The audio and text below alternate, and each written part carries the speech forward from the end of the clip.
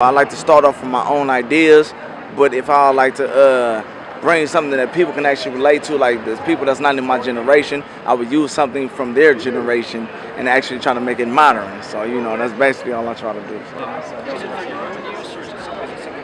So customizing, I guess, also does have that presentation factor and satisfaction of, wow, look at someone recognizing all this work I put into something else. Like everyone, spent their time and their money on their cars to have a Sunday driver to look real nice and, be out with the family or the girl and have a nice thing. Actually, kind of where I would feel a lot of creativity kind of comes from.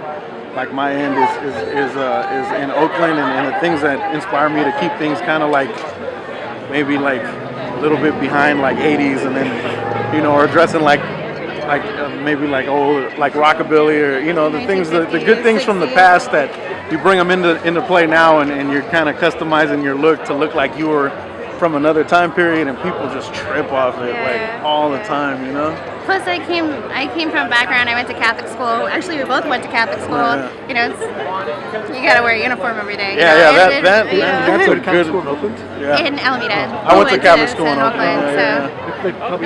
So growing up in that. Yeah, where we all had to dress the same. Yeah, after like a couple 8 years, you want to look as different as everyone else. I think I got detention every day for wearing fishnets. I mean, it's all about that. Every day you want to look different from somebody else.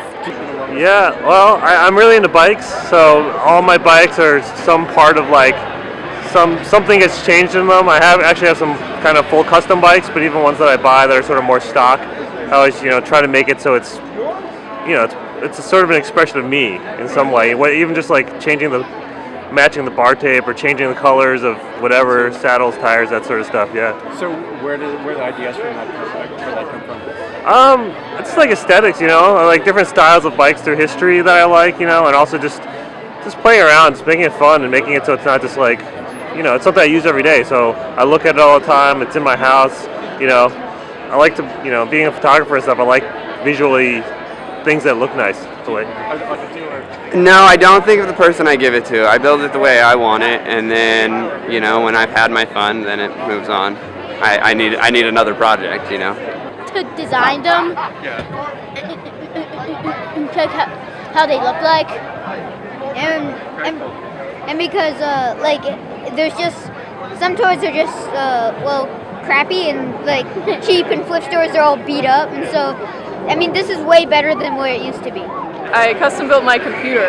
Oh wow! Okay. So what does that mean exactly? What does that involve? Well, so there's a few parts that go into a computer, and you just pick out the ones you want. So you get a motherboard, and you get like a CPU, and you get some RAM and a video card, and you just put them together. A lot of things are, I think, like beautiful because they function so well. Just to do stuff. This was like.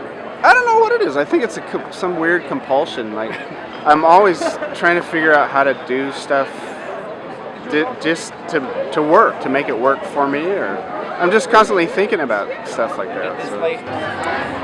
Well, this piece that I'm wearing actually was an old piece of felt. It was previously a hat.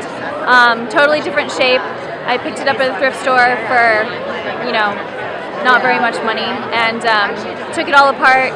The process of hat making is you steam it first and make the felt really malleable. So I took it all apart, steamed it, and then you drape it over wooden blocks and created this shape from it. Depending on the era, depending on the patina of it, if it's really old, we'll keep it old looking, If it's got the original paint or whatever we try to save, we can.